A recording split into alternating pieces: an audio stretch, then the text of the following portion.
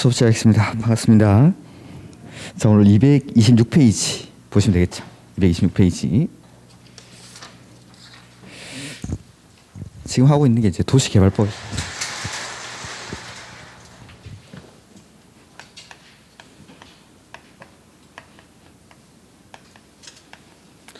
자, 도시개발법은 도시개발 사업을 하는 절차에 관해서 다룬 법률이니까, 자, 이것도 도시군 계획 사업에 해당해서 맨 처음에 뭐 한다고 했죠? 계획. 도시군 계획 사업이니까 계획 만들고 하는 사업. 그래서 맨 처음에는 개발 계획을 수립을 합니다.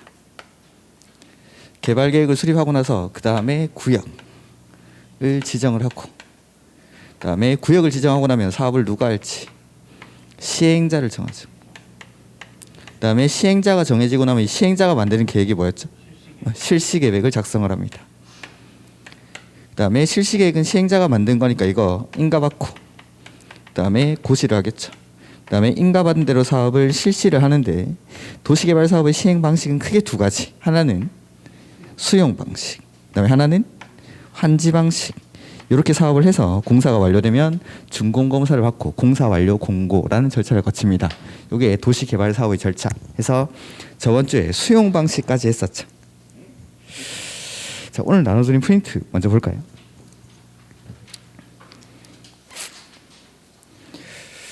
자, 그동안 수업을 하면서 이렇게 티셔츠를 쪼가리를 입고 수업을 한 적이 없는데 오늘은 부득이하게 이렇게 오늘 제가 처음에 강의를 시작을 하면서 우리 수업은 아무래도 저보다 연세 많은 분도 많으시고 이래가지고 최소한의 예의다 생각하고 제가 와이셔츠랑 넥타이를 항상 메고 수업을 하는데, 어저께 부산에서 올라오면서 벨트를 모르고 놔두고 오는 바람에 이게 살이 찌다 보니까 벨트를 했는지 안 했는지 구분이 안 가가지고 아무 느낌이 없어서 자, 일단 자, 1페이지 1번 먼저 보세요. 1번에 보면은 도시개발 사업이 필요하다고 인정되는 지역이 둘 이상의 시, 도, 대도시, 행정구역에 걸치는 경우에는 어떻게 하죠? 또 까먹으시죠? 둘 이상 이렇게 나오면 뭐라고 했죠? 협의. 둘 이상이라는 글자가 나오면은 협의라는 단어가 반드시 나와야 됩니다. 그래서 도시개발구역은 시, 도, 대도시 시장이 지정을 합니다. 원칙은. 다만 둘 이상의 시, 도, 대도시에 걸쳐서 지정이 필요할 때에는 협의를 한다. 근데 협의가 안 될 때는 국장이, 시도지사가 협의가 안 되니까 국장이 이렇게. 그 다음에 이번에 시장, 군수, 구청장은 시도지사에게 도시개발구역 지정을 뭐 할 수 있죠? 요청하는 겁니다. 시행자가 시장, 군수, 구청장한테 제안이라는 걸 하고, 시장, 군수, 구청장은 시도지사에게 요청. 이렇게. 그 다음에 도시개발구역을 지정할 때에는 분할해서 지정할 수도 있고 결합해서 지정할 수도 있습니다. 분할할 때도 결합할 때도 다 면적은 얼마라고 했죠? 1만. 그래서 분할할 때에는 분할되고 나서 그 분할된 지역이 각각 1만 제곱미터 이상 일대 분할할 수 있다는 거. 이렇게. 그 다음에 4번. 도시개발구역을 지정하고 나서 일정한 사유가 발생하면 이 지정된 도시개발구역을 해제를 합니다. 그래서 숫자 뒤에 실시계획 나오면 얼마라고 했죠? 3년. 개발계획 나오면 2년. 그래서 숫자 뒤에 보니까 실시계획 나와 있죠. 그럼 얼마일까요? 3년입니다. 그래서 도시개발구역 지정은 도시개발구역 지정 고시된 날부터 2년이 되는 날까지 실시계획 보이죠? 숫자 뒤에 실시계획 이렇게 나와 있으니까 3년. 이렇게. 근데 만약에 도시개발구역 지정하고 나서 2년이 되는 날까지 개발계획을 수립고시하지 아니하면 그렇게 하면 옳은 시문. 그래서 숫자 뒤에 개발계획이 나오면은 2년, 실시계획 나오면 3년. 이건 한번 볼까요? 다시.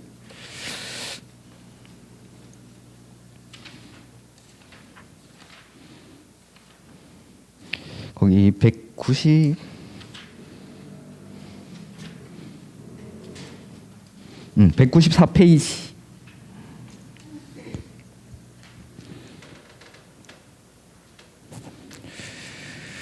거기 3번에 도시개발구역 지정의 해제라고 돼 있죠.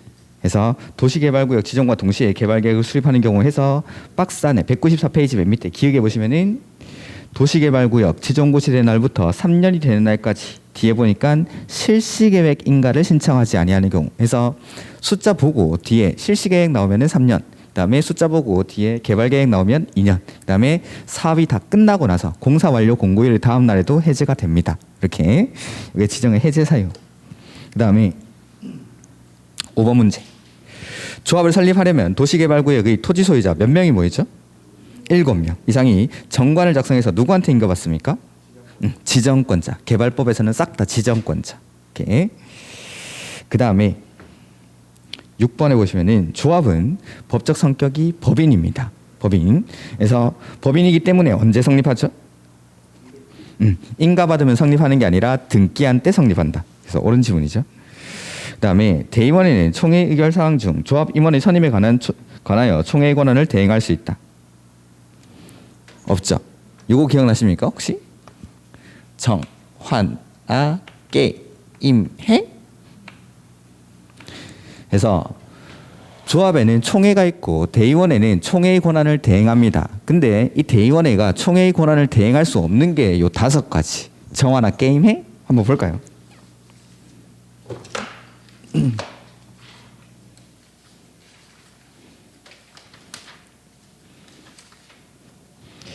209페이지.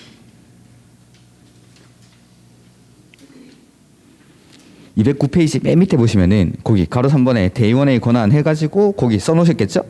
그래서 첫 번째 정관, 그 다음에 두 번째는 개발 계획, 그 다음에 세 번째 환지 계획, 그 다음에 네 번째 임원의 선임, 그 다음에 5번째는 조합의 합병이나 해산 이런 것들. 그래서 요 5가지는 대의원회가 대신할 수 없는 것들입니다. 그래서 총회의 정권 사항 이렇게 불렀었죠. 이렇게. 그래서 임원의 선임에 관한 사항은 대의원회가 대신할 수 없고 총회에서 반드시 결정을 해야 됩니다. 라는 거.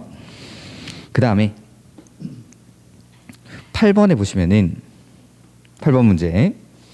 한국토지주택공사가 도시개발 사업에 필요한 토지 등을 수용하는 경우 사업 대상 토지 면적 3분의 2 이상에 해당하는 토지를 소유하고 소재 총수 2분의 1 이상에 해당하는 자의 동의를 받아야 한다. 아니죠. 수용 방식은 공공이든 민간이든 모든 시행자가 수용 방식으로 사업을 할 수 있습니다. 다만 수용 방식으로 사업을 할 때 동의를 받아야 되는 사람은 누구라고 했죠? 민간만. 민간 시행자만 동의를 받지 한국토지주택공사와 같은 공공은 동의를 요하지 않습니다. 그래서 동의 요건은 지금 모르셔도 좋은데 공공이 아니라 민간만 수용 방식으로 할 때 동의를 필요로 하는 사람은 민간만. 그 다음에 9번에 시행자는 토지 소유자가 원하면 토지 등의 매수대금 전부 또는 일부를 지급하기 위해서 토지 상환 채권을 발행할 수 있다. 전부가 들어가면 안 됩니다. 전부가 들어가면 자 한번 볼까요? 공시법에서는 수용 보상금을 원칙 사전에 현금으로 보상하도록 돼 있는데 이 토지 상환 채권이라는 건 사전 현금 보상의 예외로서 발행하는 채권입니다. 그래서 예외적으로 원칙은 현금 줘야 되는데 예외적으로 발행하는 채권이니까 소유자가 뭐 할 때 발행하죠? 원할 때. 항상 예외적으로 발행하는 채권들은 소유자가 원할 때만 발행합니다. 그 다음에 이 소유자로부터 토지를 1억 원어치 매수를 하는 거죠. 근데 내가 이 토지 상환 채권을 1억 원어치 발행을 합니다. 그러면 토지를 1억 원어치 수용을 해서 토지를 1억 원어치 주는 거나 마찬가지죠. 그러니까 이 토지 상환 채권은 수용 보상금의 전부에 대해서 발행하는 게 아니라 일부에 대해서. 이렇게 해버리면 환지랑 다를 게 없으니까. 토지를 1억 원어치 수용해서 1억 원어치 토지를 줘버리면은 이게 환지 방식이지 수용 방식이 아닌 거죠. 그래서 이 문제 한번 볼까요? 218페이지.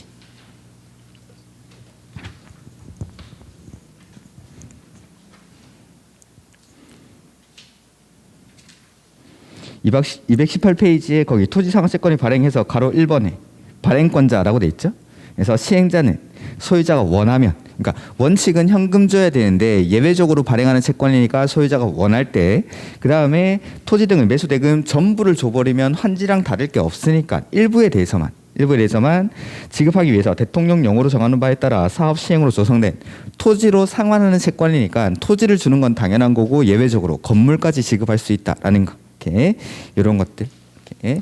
그래서 토지 상환 채권에 관한 내용이고, 그다음 원형지이죠. 10번에 원형지 면적은 전체 도시개발구역 면적의 얼마 이내로 한정하죠? 3분의 1 이내로 해서 옳은 지문입니다. 이렇게 해서 이런 내용들.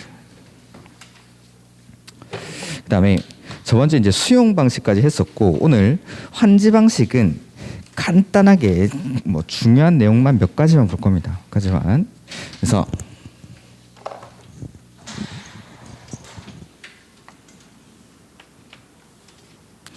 환지 방식인데, 환지 방식이라는 건 여기 환지되기 전의 토지가 있습니다.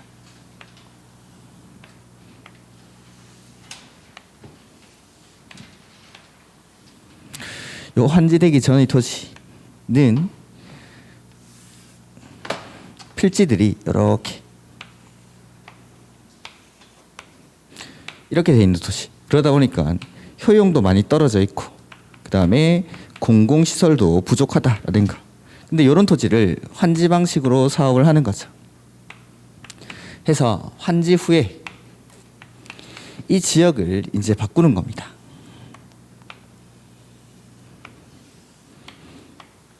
환지 후에는 이렇게 네모 반듯한 토지로 바꿔가지고 이렇게 정리된 토지로 기존 토지 소유자에게 토지를 바꿔주는 방식이 바로 환지 방식이다라는 거. 그래서 원래 나는 여기 이 토지의 소유자였는데 이걸 환지 후에 이런 토지로 바꿔주는 거. 이렇게 이게 환지 방식. 해서 이렇게 사업을 하고 나니까 효용도 많이 증진이 되고, 그 다음에 부족하던 공공시설도 많이 확충이 되더라라는 거죠. 이렇게. 자, 이렇게 환지 방식으로 사업을 할 때에는 맨 처음에 환지 계획이라는 걸 작성합니다. 환지 계획. 그래서 환지 방식으로 사업을 하려고 할 때 환지 계획을 작성을 하고, 이 환지 계획에 따라 공사가 완료가 되면 환지 처분이라는 걸 합니다. 즉 환지 계획은 나중에 환지 처분을 하기 위해서 수립하는 계획이 환지 계획이다라는 거. 이렇게 지금 페이지 226페이지 뭐 펴놓고 계시면 됩니다. 책 볼 거 없고 지금 이걸 일단 들으시고 책은 같이 읽도록 하죠. 자, 환지 계획을 작성할 때 에는 기준이 있습니다. 그 기준이 7가지. 위치, 지목, 면적, 토질, 수리, 이용 상황, 환경, 이렇게 7가지의 기준을 고려해서 환지 계획을 작성하고, 그 다음에 환지 계획의 내용에는 어떤 것들이 들어가냐면, 첫 번째는 환지 설계입니다. 환지 설계라는 건 요거 지도, 이렇게 환지를 작성을 하겠다라는 거. 그 다음에 두 번째는 필지 별로 된 환지 명세라는 게 나오고, 세 번째는 필지별, 그 다음에 권리별로 된 청산 대상 토지 명세, 이렇게. 그 다음에 네 번째는 채비지, 그 다음에 보류지 명세, 그 다음에 다섯 번째는 입체 환지를 계획한 경우에는 입체 환지에 관한 사항, 이러한 것들이 환지 계획의 내용입니다. 자, 일단 책 한번 볼까요? 226페이지. 환지 방식에 의한 사업 시행이라고 되어 있고, 자, 시행자는 도시개발 사업의 전부 또는 일부를 환지 방식으로 시행하려면 다음의 사항이 포함된 환지 계획을 작성해야 한다. 해서 시행자가 환지 방식으로 사업을 할 때 환지 계획을 작성을 합니다. 그래서 이거 페이지가 226페이지. 그래서 밑에 보면은 1번에 환지 설계라고 돼 있죠. 이게 지도라고 생각하시면 지도. 이렇게. 그다음에 필지별로 된 환지 명세. 그다음에 3번에 보면은 필지별, 권리별로 된 청산 대상 토지 명세라는 게 나오죠. 자, 2번, 3번 한번 보세요. 2번, 3번. 필지별로 된 환지 명세라는 게 있고, 필지별, 권리별로 된 청산 대상 토지 명세라는 게 있죠. 칠판 보시면 환지 명세랑 청산 대상 토지 명세 이렇게 두 가지가 있는데, 환지 명세는 환지되기 전의 토지일까요? 환지되고 나서의 토지일까요? 환지 명세니까 환지는 이거는 종전 토지고 이게 환지죠.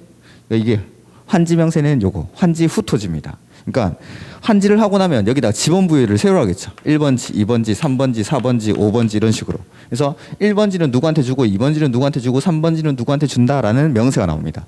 환지 명세. 그러면 필지별 권리별로 된 청산 대상 토지 명세가 이게 청산 대상 토지 명세입니다. 그러니까 종전에 1번지, 2번지, 3번지, 뭐 4번지, 5번지 이렇게 있으면은 종전 토지는 누가 가지고 있는지 1번지를, 그 다음에 환지 후에 요걸 환지 명세, 그 다음에 요걸 청산 대상 토지 명세라고 합니다. 이렇게. 근데 차이점이 보니까 환지 명세는 필지별로 된 환지 명세라고 돼 있고 청산 대상 토지 명세는 필지별 권리별로 된 청산 대상 토지 명세 이렇게 돼 있죠. 자, 여기 이 환지되기 전 1번지 토지를 갑이 소유를 하고 있고 여기는 A라는 임차인이 있다라고 해보죠. 이럴 때, 네. 임차인 말고 저당권으로 해볼까요?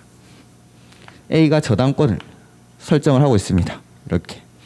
자, 환지되고 나서 보니까 환지 명세에 보니까 환지되고 나서 1번지를 갑에게 주겠다라고 환지 계획을 작성을 한 거죠. 그러면 환지를 하고 나면은 갑은 원래 이 종전 토지의 소유자에다가 이제 환지를 하고 나면 이 환지 후 1번지 토지 소유자가 되는 겁니다. 이럴 때 A라는 저당권은 이 갑이 받는 환지에 따로 설정을 해야 됩니까? 설정을 하지 않아도 따라옵니까? 따라오죠. 종된 물건은 수반성에 따라서 본물건이 이전하면 담보물건은 자동으로 따라오게 됩니다. 그러니까 따로 내가 받는 갑이 받는 환지에는 소유권 외 이런 저당권 같은 것들은 표시를 하지 않더라도 지금 현재 존재를 하고 있다면 자동으로 따라온다라는 겁니다. 수반성에서. 그 다음에 만약에 갑이 A에게 가지고 있던 채무를 변제를 했습니다. 이 저당권은 소멸하겠죠. 소멸하겠죠. 그러면은 여기에는 표시할 필요가 있습니까? 없습니까? 채무를 변제를 했다면 여기에는 표시할 필요가 없겠죠. 부종성에 의해서 소멸하는 겁니다. 요거는. 그러니까 만약에 담보물건 같은 것들이 현재 존재하고 있다라면은 수반성에 의해서 이 갑이 받는 토지로 따라오는 거고, 만약 변제를 했다라면은 부종성에 의해서 자동으로 소멸을 하는 겁니다. 그러니까 소유권의 권리, 필지별이 말은 소유권이라는 거고, 필지별, 권리별, 권리라는 건 소유권의 권리 명세, 소유권의 권리는 종전 토지에만 표시를 하면 된다라는 겁니다. 종전 토지에만. 그러면은 내가 받게 되는 토지에는 존재하고 있다라면 따라오고, 마지막에 소멸했다라면 여기는 표시할 필요가 없으니까. 이렇게 이런 것들은 이제 민법적인 내용이니까 조금 더 민법을 배우고 나면은 충분히 이해가 가능한 내용입니다. 그 다음에 4번에 보면은 채비지, 보류지 명세라고 돼 있죠. 이렇게 채비지가 뭐였죠? 비용에 대체되는 토지 해서 사업 비용을 충당하기 위해서 시행자가 이걸 처분을 해서 그 비용으로 사업을 하게 되죠. 이렇게.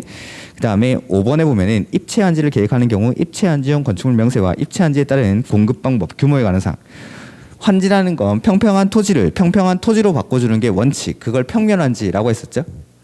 인문 강의에서 다 말씀드렸습니다. 인문 강의에서 평평한 토지를 평평한 토지로 바꿔주는 게 원칙인데, 토지나 건물에 있던 권리를 구분소의 대상이 되는 건물로 바꿔주는 거, 이런 것들을 입체환지라고 합니다. 이렇게 환지 계획을 작성을 합니다. 그러니까 이 환지 계획의 내용은 나중에 외울 겁니다. 외울 건데, 환지 설계에서 이 설계, 그다음에 필지별로 된 환지 명세는 환지 후 토지라고 했죠. 그래서 이걸 앞으로는 새 거라고 부르고, 새 거. 내가 받게 되는 거. 그다음에 필지별 권리별로 된 청산 대상 토지 명세라는 건 헌거, 종전 토지니까. 그다음에 채비지는 비용에 대체되는 토지죠. 그래서 이걸 비용 이렇게 할 겁니다.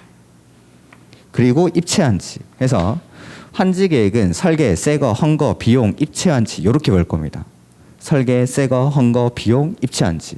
이게 환지 계획의 내용. 이걸 왜 외우냐면 정비법에 가면 관리처분 계획이라는 게 나오는데 거기에 이게 똑같이 들어갑니다. 똑같이. 해서 이러한 것들이 환지 계획의 내용이다라는 거. 이렇게 해서 환지 계획을 작성을 하고 나면 이 환지 계획을 인가받습니다.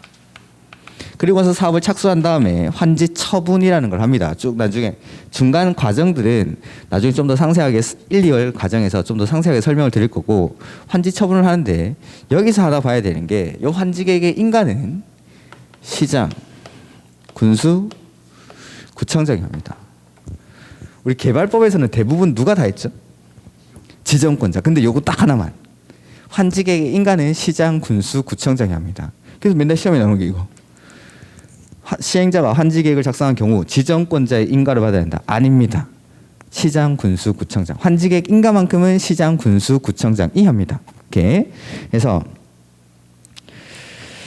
이번에 보면은 환지계획 작성의 기준이라고 돼 있죠. 그래서 거기 227페이지 이렇게 왜 페이지를 왜 왔다 갔다 할 필요가 없는데 자 227페이지 이번에 환지계획 작성 기준 해서 환지계획은 종전 토지와 환지의 위치, 지목, 면적, 토질, 수리, 이용 상황, 환경 그 밖의 사항을 종합적으로 고려해서 합리적으로 정해야 한다라고 해서 환지계획의 기준이 요 7가지입니다. 그러니까 위치, 지목, 면적, 토질, 수리, 이용 상황, 환경. 그래서 뭐 강원도, 평창군 위지면 토수리 환경입니다. 위지면 토수리 환경. 이렇게 위지면 토수리 환경. 요 기준을 그대로 적용해서 하는 환지를 뭐라 부르냐면 적응 환지라고 한다라는 거. 적응 환지. 이 기준을 적용해서 하는 거. 그러니까 이 기준을 100% 적용해서 하는 환지가 원칙이라는 거. 적응 환지. 그다음에 그 밑에 보면은 환지 계획의 사례라고 돼 있죠. 참고해가지고 그거는 제가 1, 2월 달에 직접 요 환지 계획을 한번 작성을 할 겁니다. 작성을 해서 한번 보여드릴 겁니다. 그래서 이러한 것들이고 그 다음에 228페이지 보면은 예외.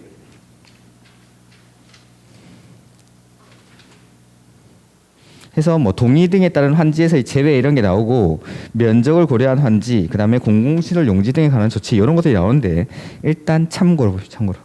요거를 말씀을 안 드린 건 아닙니다.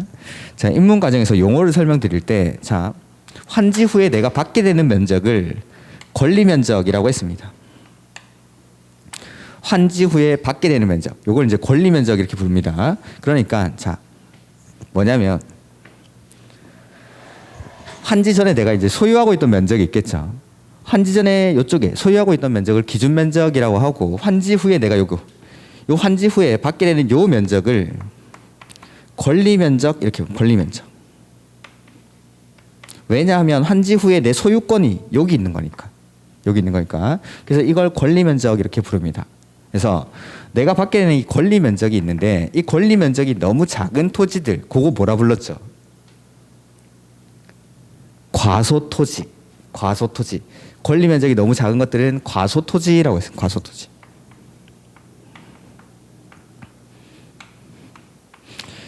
이런 것들은 자 권리 면적이 너무 작은데 이런 걸 다 쪼개가지고 나눠주다 보면 효용을 증진시키기 위해서 환지 방식으로 사업을 하는데 오히려 효용이 감소되더라는 거죠. 그래서 권리 면적이 너무 작은 토지들은 환지를 지정하지 않습니다. 그걸 환지 부지정 이렇게 불렀었는데 이렇게 다시 하죠. 자 입문 과정에서 했던 용어들인데 자 다시 한번 보겠습니다.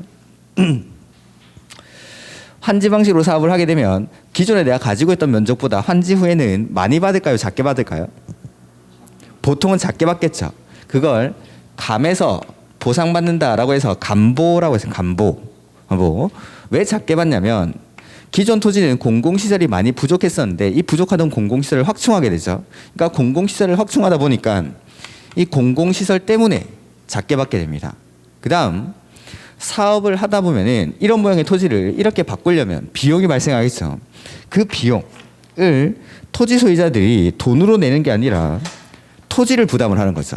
자신이 가지고 있던 토지 중에 일부를 시행자에게 제공을 합니다. 그러면 그걸 받은 시행자들은 비용에 대체되는 토지다라고 해서 채비지라는 걸 여기다가 지정을 합니다. 채비지. 해서 이 채비지를 파는 거죠.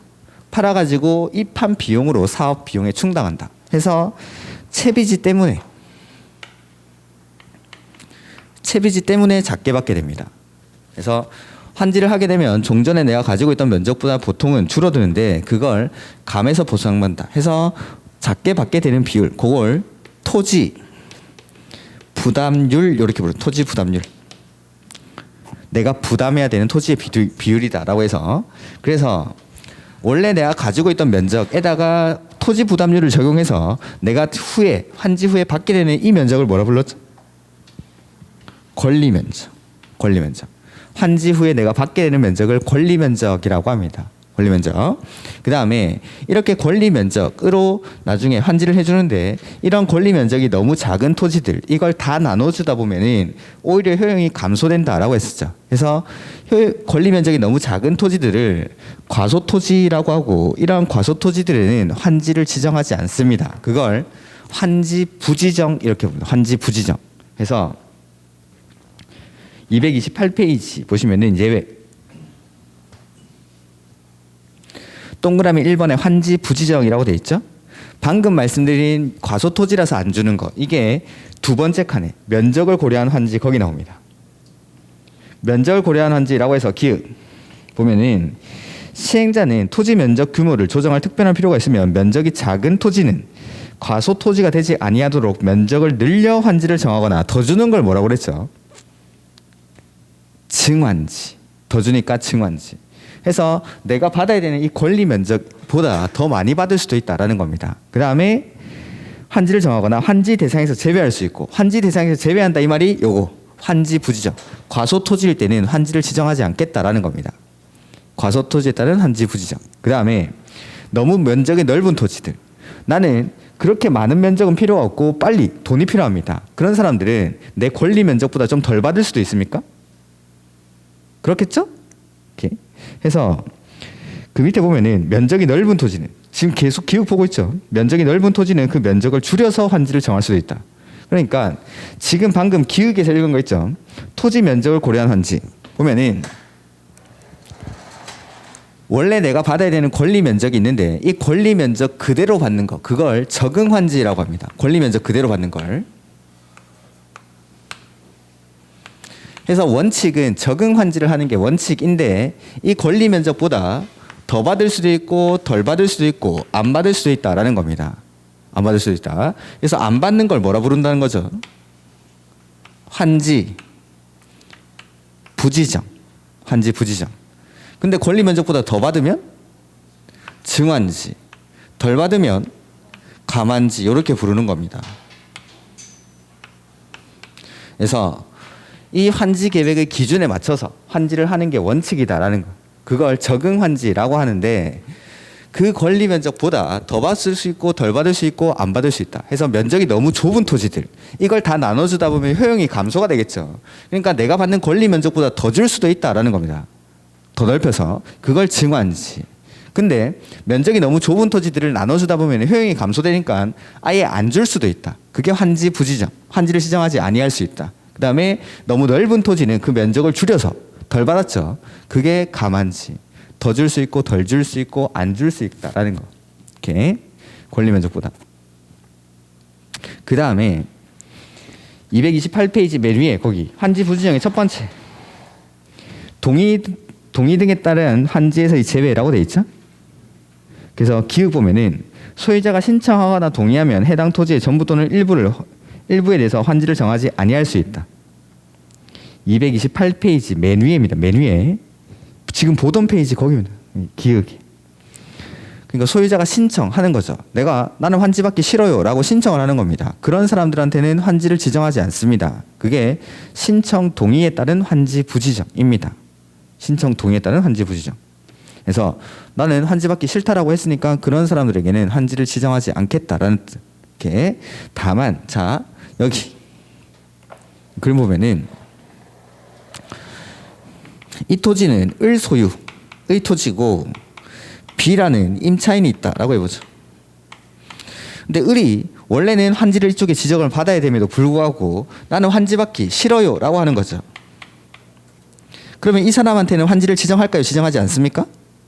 안 하죠. 이게 바로 신청 동의에 따른 환지 부지정. 근데 을이랑 B는 지금 보니까 임대차 관계에 있죠. 임대차 관계에 있으면 을은 B의 사용 수익 권능을 보장해 줄 의무가 있는 겁니다. 계약상 권리로서. 그럼에도 불구하고 지 마음대로 싫어요 해버리면은 임차인의 사용 수익 권능을 침해하게 되겠죠. 그래서 이런 토지에 싫어요 할 때 임차인이 있으면 이 임차인의 동의도 같이 받으라 이 말입니다. 그래서 거기 뒤에 보면은 다만 해당 토지에 관해서 임차권자 등이 있는 경우 그 동의를 받아야 한다는 거. 임차권자의 동의도. 이렇게. 그래서 환지 부지정은 두 가지가 있는 겁니다. 권리 면적이 너무 좁을 때도 환지를 지정하지 않을 수가 있고 내가 받기 싫어요라고 해도 환지를 지정하지 않습니다. 종류가 두 가지. 두 가지. 그래서 이런 내용들로 구성이 되어 있습니다. 이렇게 그 복습 같은 걸 전혀 안 하시는구나. 인문 강의 때 이런 것들 뭐 토지 부담률, 과소 토지, 권리 면적 이런 것들은 용어들만 기억하시라고 말씀을 드렸는데, 그래서 이렇게 환지를 하게 되면 면적이 줄어든다는 거 감보라고 하고, 그때 이 작게 받게 되는 비율을 토지 부담률이라고 합니다. 그래서 원래 내가 가지고 있던 면적에다가 토지 부담률을 적용해서 내가 환지 후에 받게 되는 면적을 권리 면적. 근데 이 권리 면적이 너무 작을 때 이런 것들을 과소 토지라고 하고, 이런 토지를 다 나눠주다 보면은 효용이 감소되니까 환지를 지정하지 않는다. 이게 과소 토지에 따른 환지 부지정. 근데 면적이 너무 좁은 토지들 이런 것들은 좁다라고 안 주는 게 아니라 이런 것들을 나눠주다 보면 효용이 감소되니까 안 주는 겁니다. 그러니까 이 사람이 과소 토지의 소유자가 효용을 감소시키지만 않는다라면은 환지를 지정하지 않을 이유가 없어지는 겁니다. 그래서 내 권리 면적보다 더 받을 수 있다는 겁니다. 이 사람이 다른 사람의 토지를 좀 더 사오는 거죠. 그래가지고 과소 토지의 기준을 맞춘다라면, 과소 토지의 기준을 넘겨만 주면은 이 사람한테는 환지를 지정하지 않을 이유가 없다는 거. 그러니까 이런 사람들한테는 더 줄 수 있습니다. 내 권리 면적보다. 그걸 권리 면적보다 더 받는다라고 해서 증환지. 근데 환지 후에 내 권리 면적이 엄청 넓은 거죠. 근데 이 사람은 지금 당장 현금이 좀 필요합니다. 그런 사람들은 내 권리 면적보다 줄여서 환지를 지정할 수도 있다라는 거. 그게 감환지. 그러니까 방금 읽은 228페이지에 나오는 거. 첫 번째 칸에 기역이랑 그다음에 토지 면적을 고려한 환지, 기역. 그게 지금 말씀드린 내용입니다. 내 권리 면적보다 더 받을 수 있고 덜 받을 수 있고 안 받을 수도 있다라는 거. 이렇게.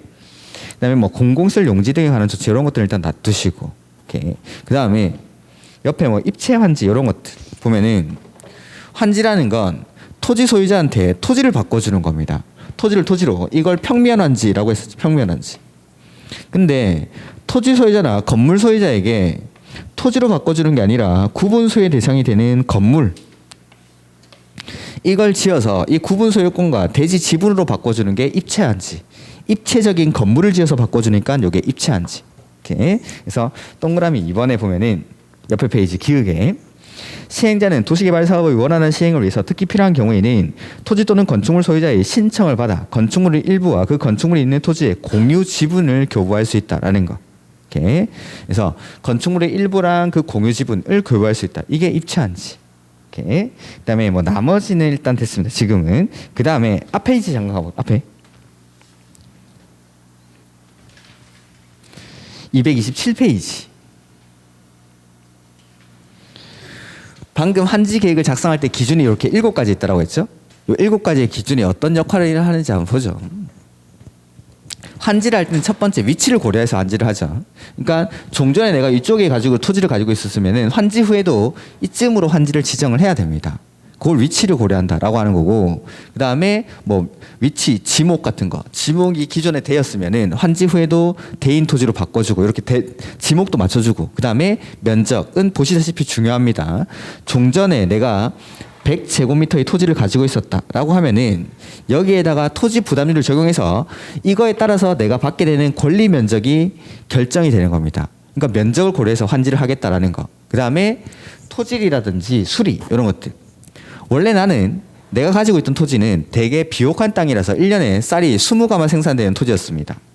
근데 요 옆에 있는 토지는 되게 척박한 땅이라서 1년에 쌀이 10가마 수확되는 그런 토지입니다.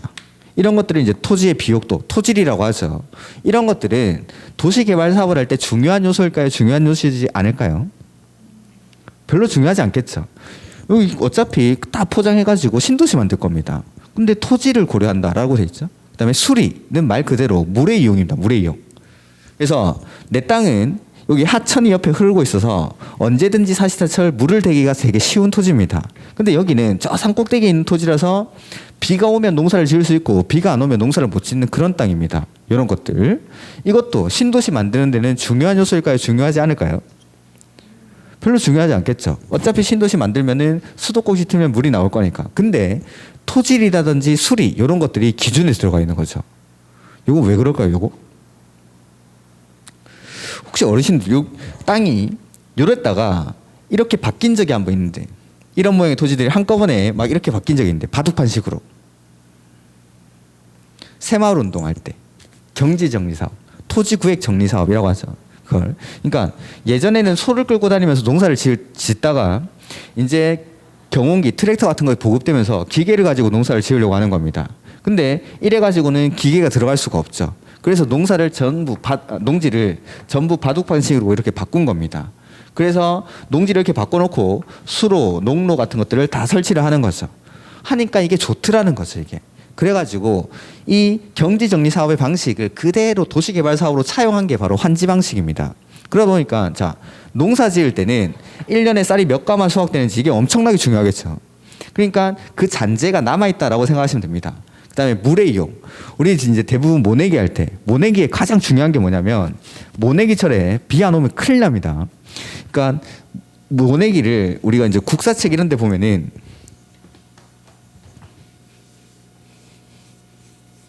이양법이라고, 이양법. 옮겨 심는 방식입니다. 모를. 그러니까 모판에다가 모를 키워가지고 모내기 처리되면은 이 모를 옮겨 심는 방식으로 하죠. 그 옮겨 심을 때 반드시 물이 있어야 됩니다. 그럼 물이 없으면은 이 농사 망하는 거죠. 이게 원래 이양법이 보통 처음에는 고려 후기에 이게 보급이 됩니다. 근데 나라에서 이걸 금지하는 거죠. 왜냐하면 비 안 오면은 농사 망치니까. 세금을 걷어야 되는데 그때는 그 화폐가 그렇게 보급되기 전이다 보니까 세금의 수단이 쌀이 되는 겁니다. 근데 이 사람들이 1년 농사를 망쳐버리면 세금이 안 거치죠. 그래서 이걸 금지합니다. 근데 농민들은 이걸 몰래 시행을 하는 거죠. 이 양법의 가장 큰 장점이 뭘까요? 다 서울에서만 살아서 이런 거 잘 모릅니까? 수확량이 늘어나죠. 어떻게 하냐면 쌀, 보리, 이모작이 가능해집니다. 그러니까 겨울철에 수수가 끝나고 나면 보리를 심어서 봄까지 보리를 키운 다음에 보리를 수확하고 나서 그때 이제 다른 데서 모판을 만들어 가지고 키우던 모종을 옮겨 심는 방식이죠. 근데 보리는 조세의 대상이 아닙니다. 그러니까 사람들이 보리를 키울 수 있다라는 장점 때문에 이걸 몰래 시행을 하는 겁니다. 근데 여전히 위험성을 가지고 있죠. 봄철에 요거 모내기철에 비가 안 와버리면 이걸 망쳐버리는 겁니다. 대신에 언제든지 하천 옆에 있어서 물을 끌어다 쓰기가 쉬운 이런 토지들은 이양법을 하기가 쉽겠죠. 근데 산에 있는 이런 토지들, 비 오면 농사 짓고 비 안 오면 농사 못 짓고 이런 것들을 뭐라 부르죠? 천수답 이런 거 들어봤습니까? 하늘에서 물을 내려준다 이 말입니다. 이게 이런 것들, 이 토지 가치가 상대적으로 작겠죠. 해서 이런 것들, 토질이라든지 수리는 예전에 경지정리 사업의 잔재가 남아있다라고 생각하시면 됩니다. 뭐 지금 도시개발 사업할 때는 크게 중요한 요소가 아닙니다. 그다음에 이용 상황이랑 환경. 내가 기존에 가지고 있던 토지가 주변에 기반 시설이 되게 잘 돼 있고 공원도 있고 이런 이용도가 되게 높은 토지입니다. 이런 토지들은 토지 부담률을 최대한 낮게 책정합니다. 원래 이용도가 높았으니까. 근데 나는 원래 가지고 있던 땅이 저 산 꼭대기에 있는 토지라서 기반 시설도 잘 안 갖춰져 있고 주변 환경도 그렇게 좋지 않습니다. 이런 토지들은 당연히 이 토지 부담률을 되게 높게 책정을 합니다. 그래서 환지를 할 때에는 이런 7가지를 고려를 해서 환지를 하겠다라는 거. 그래서 위치, 지목, 면적, 토질, 수리, 이용 상황, 환경 이러한 것들을 고려해서 환지를 합니다. 이렇게 이런 것들이고 그 다음에 229페이지에 보면은 뭐 입체 환지에서 쭉 나오는데 이런 것들은 일단 다음에 보도록 하겠습니다. 그 다음에 어디를 갈 거냐면 환지 예정지 이런 거 되고 239.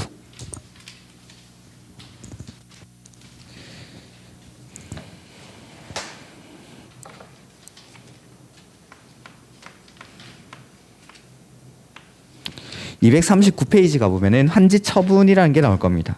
환지 처분. 자, 한번 읽어보면은 환지 처분이란 시행자가 환지 계획에 따라 환지 방식의 개발 사업 구역 내의 토지에 대해서 환지 방식 개발 사업 시행 전의 토지의 각 필지 및 그 토지상에 존재하는 임차권, 지상권, 지역권 등 권리, 목적이 되는 부분을 환지 방식 개발 사업 공사 후 환지의 위치, 면적을 확보하는 처분을 말한다. 너무 어렵죠. 그냥 바꿔주는 겁니다. 그러니까 아까 환지 계획을 작성할 때 이런 내용이 들어간다고 했죠. 그러니까 필지별로 된 환지 명세라는 게 내가 새로 받게 되는 토지. 그다음에 필지별, 권리별, 청산 대상 토지 명세라는 게 종전에 내가 가지고 있던 토지. 즉 환지 계획을 작성할 때 어떻게 하냐면 환지 전 토지 명세가 나오겠죠. 환지 전의 1번지 토지는 갑이 500제곱미터를 소유하고 있다라고 이렇게 환지 계획을 작성합니다. 그 다음에 환지 후 요거 필지별로 된 환지 명세가 나와야겠죠. 그래서 환지 후에는 1번지를 갑에게 250제곱미터 주겠다라고 이렇게 환지 계획을 작성을 하는 겁니다. 요게 환지 전 토지가 요거 필지별 권리별로 된 청산 대상 토지 명세. 그 다음에 필지별로 된 환지 명세 이게 환지 후 토지. 자 이렇게 환지 계획을 작성했죠. 그러면은 이렇게 환지 계획을 작성한 대로 나중에 환지 처분을 하는 겁니다. 이렇게 한다라는 내용을 그렇게 되게 어렵게 써놓은 겁니다. 그러니까 환지 계획에서 정한 대로 권리 변동이 막 일어나는 겁니다. 그러니까 갑에게 환지 후에는 요 면적을 주겠다라는 걸 정하는 겁니다. 이렇게. 그래서 법적 성질도 뭐 행정 처분의 하나로서 뭐 이런 것들은 그냥 한번 읽어보시면 되는 거고 다음 페이지. 환지 처분의 절차라는 게 나오죠. 요거 간단하게만 한번 말씀드리면은 자 환지계획 인가받았죠. 인가받고 나면 이제 사업에 착수를 합니다. 착수를 하고 나서 공사가 완료가 되면은 공사 완료 공고라는 걸 합니다. 공사 완료 공고. 그리고 나서 관계 서류를 일반에게 다 공고를 시켜주고 이해관계인한테 의견을 제출받은 다음에 필요한 조치를 합니다. 그리고 나서 이제 공사가 끝나고 나면은 준공검사라는 걸 합니다. 준공검사. 그리고 나서 이 준공검사로부터 60일 안에 요거 환지 처분을 합니다. 환지 처분.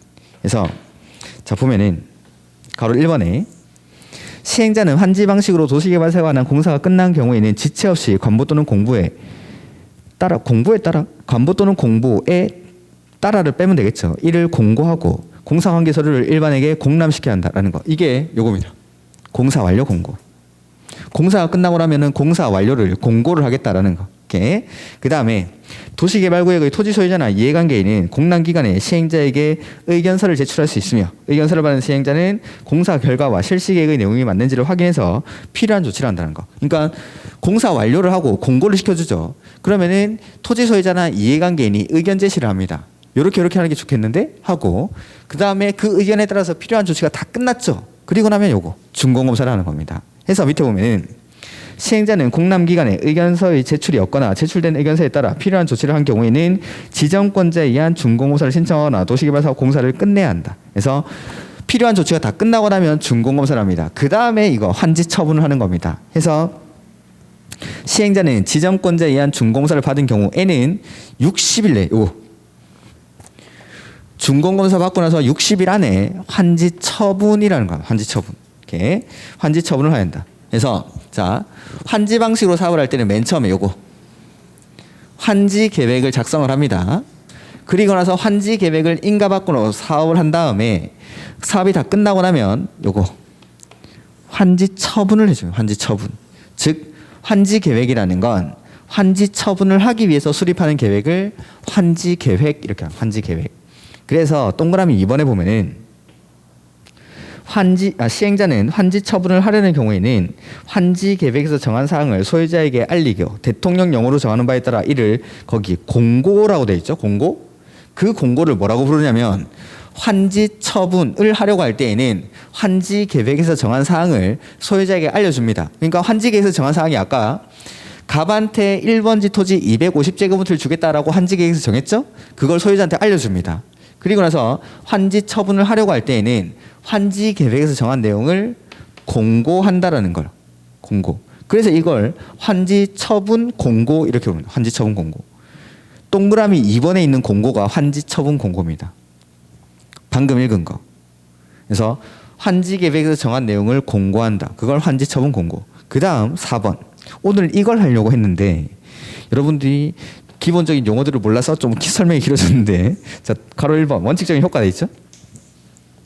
동그라미 1번 환지 계획에서 정해진 환지는 그 환지 처분이 공고된 날의 다음날 동그라미 하나죠. 부터 종전 토지로 보며 환지 계획에서 환지를 정하지 아니한 종전 토지에 있던 권리는 환지 처분이 공고된 날이 거기 밑줄 끝나는 때 소멸. 다음날 끝나는 때 이런 말이 나왔죠. 자 요거 제가 앞에서도 보면은 뭐 실효, 해제 이런 거 나오면 무조건 다음 날이 나온다고 했죠. 그 다음 날을 여기서 설명을 드릴 겁니다. 여기서. 그러니까 자 보면은 환지 처분을 하려고 할 때에는 환지 계획에서 정한 사항을 공고를 합니다. 그리고 나서 이 환지 처분 공고일의 다음 날이 되면 소유권 변동이 발생한다라는 겁니다.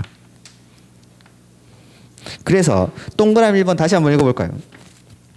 환지 계획에서 정해진 환지는이라고 되어 있죠.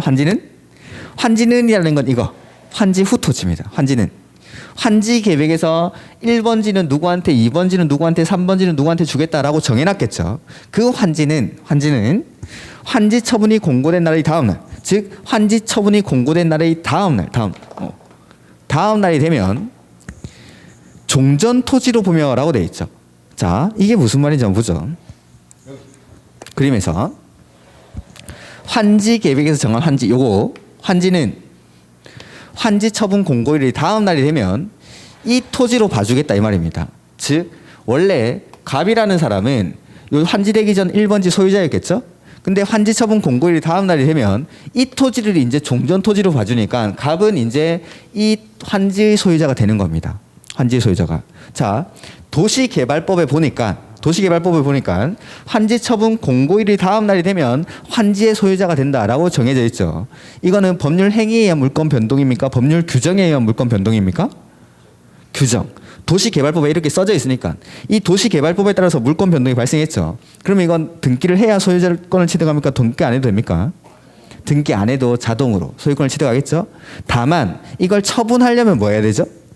등기를 해야겠죠. 그래서 나는 환지 처분 공고일이 다음 날이 되면 자동으로 소유자가 되지만 그 뒤에 등기는 해야 됩니다. 어쨌든 소유권을 취득하는 시점은 환지 처분 공고일의 다음 날입니다. 이 다음 날이 무슨 말인지 한번 보죠.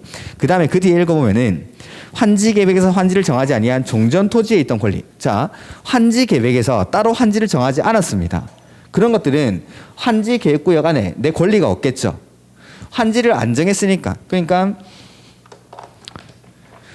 종전에 내가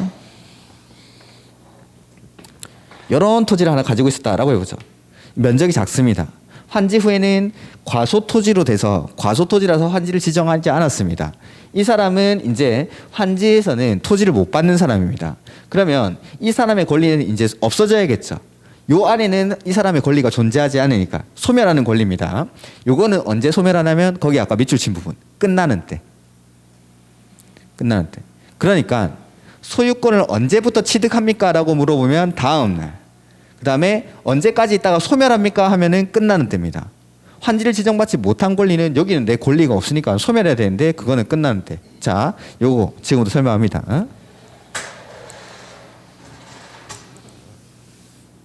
우리가 안 배우는 민법 내용이 있습니다. 민법에 뭐 조건이랑 기한 나오고 그 뒤에 보면은 기간 계산이라는 게 있습니다. 기간 계산. 뭐 초일 불산입의 원칙 뭐 이런 것들이 있는데 우리가 안 배우는 민법입니다. 거기 보면은 이 다음 날이 어떤 건지 나오는데 우리가 안 배우는 부분이니까 제가 설명을 드리죠. 자, 여기. 오늘이 23일입니까? 오, 좀 있으면 크리스마스네요. 메리 크리스마스.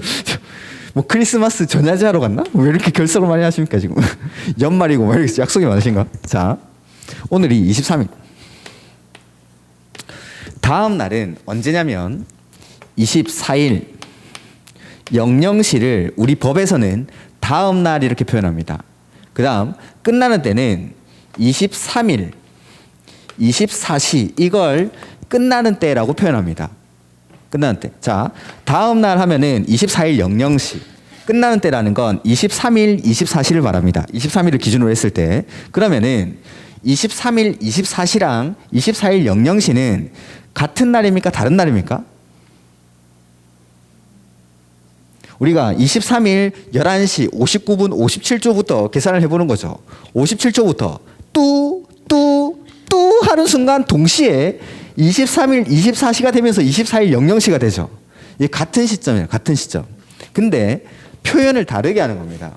즉 어떠한 권리의 만료점을 표현하고자 할 때에는 끝나는 때라고 표현을 하고 어떠한 권리의 시작점을 표현할 때는 시점을 표현할 때는 다음 날이라고 표현합니다. 즉, 자, 나는 다시 동그라미 1번을 다시 보시면은 환지 계획에서 정해진 환지라는 건 환지 후의 토지를 말하는 거죠. 환지는 언제부터 종전 토지로 봐줍니까? 라는 걸 물어보는 겁니다. 언제부터. 즉 언제부터 언제부터 나는 환지의 소유자가 됩니까?를 물어보니까 이때는 시작점을 물어보니까 그러니까 다음 날이라고 표현합니다. 다음 날.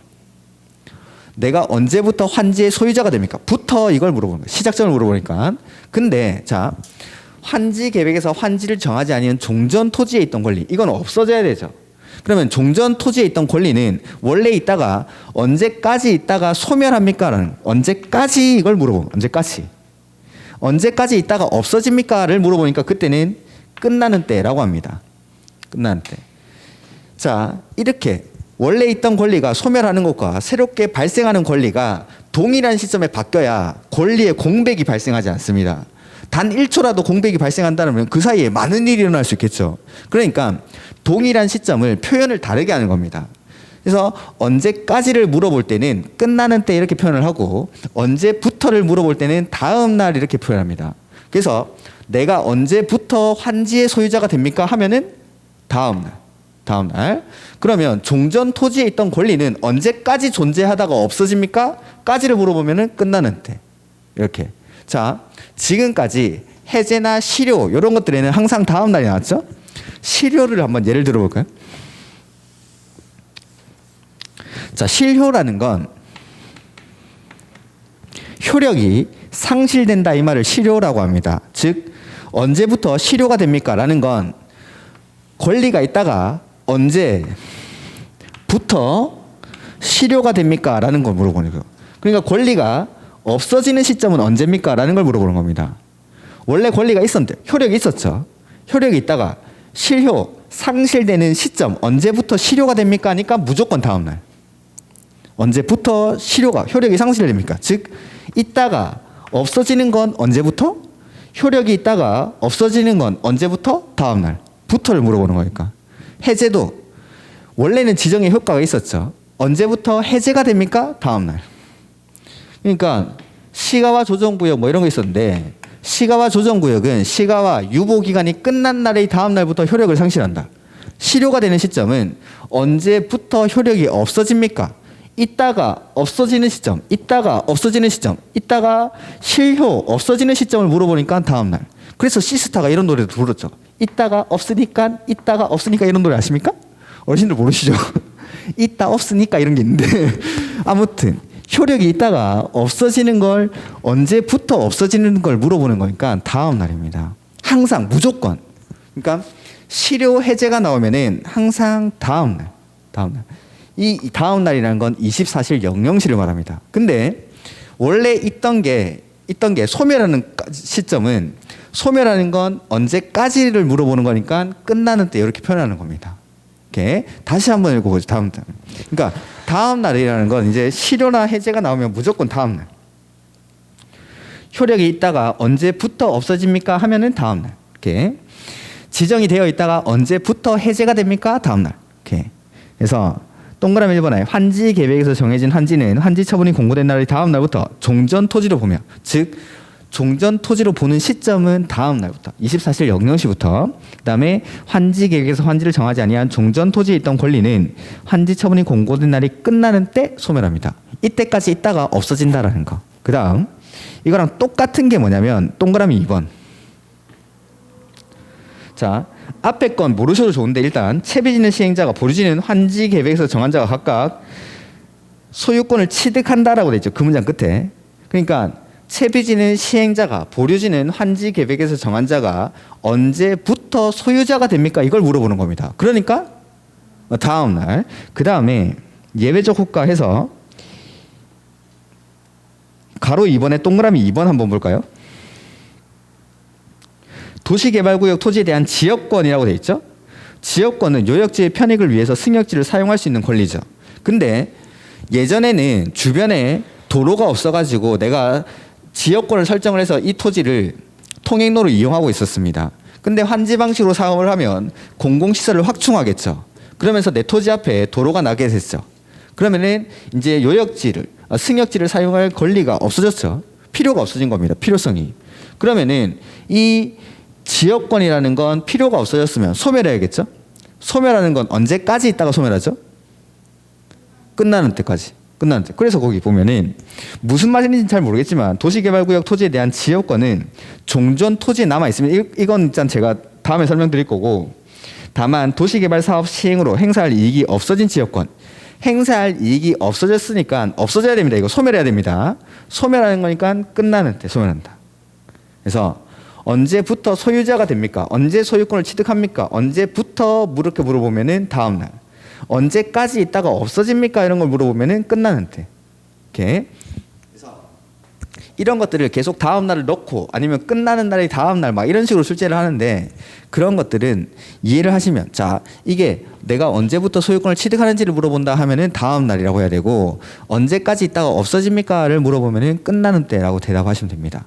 이렇게. 그래서 실효, 해제라는 건 항상 효력이 있다가 실효라는 건 언제부터 효력이 없어집니까를 물어보는 거기 때문에 항상 다음 날이 될 수밖에 없는 겁니다. 그건 효력이 있다가 언제부터 없어집니까? 그 말이 실효입니다. 그러니까 무조건 다음 날. 해제도 마찬가지.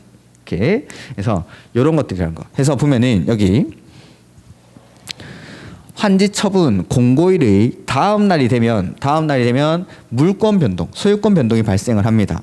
법률 규정에 의한 물권 변동이니까 따로 등기를 하지 않더라도 나는 이날에 자동으로 소유권을 취득하게 된다는 것. 다음 날에. 그리고 환지를 지정받지 못한 사람들, 그 사람들이 가지고 있던 권리는 환지 처분 공고일이 끝나는 때 24시를 기점으로 소멸하게 됩니다. 이렇게. 그게 아까 가로 1번에 동그라미 1번 제일 중요한 게 그겁니다.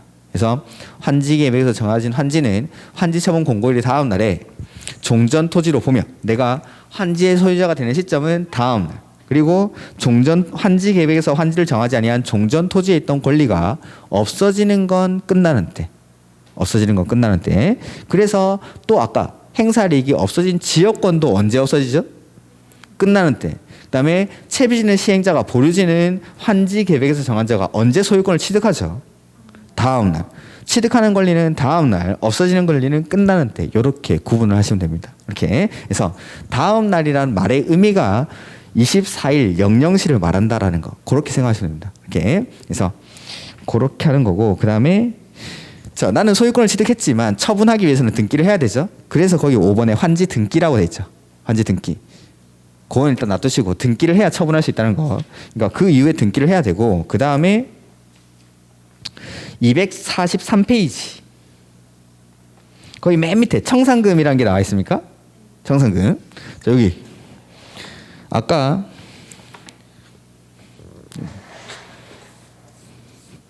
환지 후에 내가 받게 되는 면적, 이걸 권리 면적 이렇게 불렀죠? 내 권리 면적보다 더 받을 수 있습니까?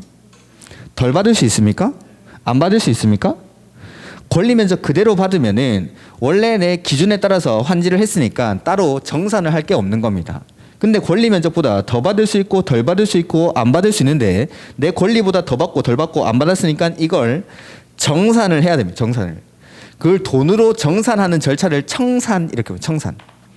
이렇게 더 받고 덜 받고 안 받은 거 청산하는 거. 그게 청산금, 이렇게 청산금. 이렇게. 그래서 내 권리 더 받을 수 있고 덜 받을 수 있고 안 받을 수 있는데 그 절차가 청산이라는 절차입니다. 이렇게 해서 이 환지 처분 공고일 다음 날에 권리 변동이 일어나고 그 다음에 등기하고 청산하면 사업이 마무리됩니다. 이렇게. 그래서 청산하고 이런 것들은 다음에 보면 되니까 일단 놔두시고, 개발법은 여기까지 보도록 하겠습니다. 여기까지. 그래서 환지는 처음에는 제가 이걸 그냥 안 하려고 했는데 하다 보니까 이거 1시간에 해버렸는데 처음에는 조금 이해하기 힘들 수도 있습니다. 저도 충분히 이해를 하는데 환지는 처음엔 조금 힘들 수도 있는데 나중에 민법적 지식만 조금 더 갖춰지면은 이거 뭐 별거 아닙니다. 그러니까 토지 바꿔주는 겁니다. 바꿔주는데 원래대로 하면은 권리 면적 그대로 줄 수도 있고 더 줄 수도 있고 덜 줄 수도 있고 안 줄 수도 있고, 이거 나중에 청산해주고, 그 다음에 원래는 권리가 변동되는 시점이 환지 처분 공고일 다음 날에 법률 규정에 의해서 바뀌니까 등기 안 해도 되는데 이걸 처분하기 위해서는 그 뒤에 등기를 해야 된다라는 거. 이런 것들. 그래서 이런 사업의 절차들은 나중에 하면 됩니다. 절차들은 금방 하는 건데 환지 방식으로 사업할 때는 요거 환지 계획을 작성을 하고 이거에 따라서 환지 계획에 따라서 그대로 나중에 환지 처분을 하는 겁니다. 환지 처분을 이런 식으로. 그 다음에 이제 정비법을 보도록 하죠. 정비법 조금 쉬었다가 보겠습니다.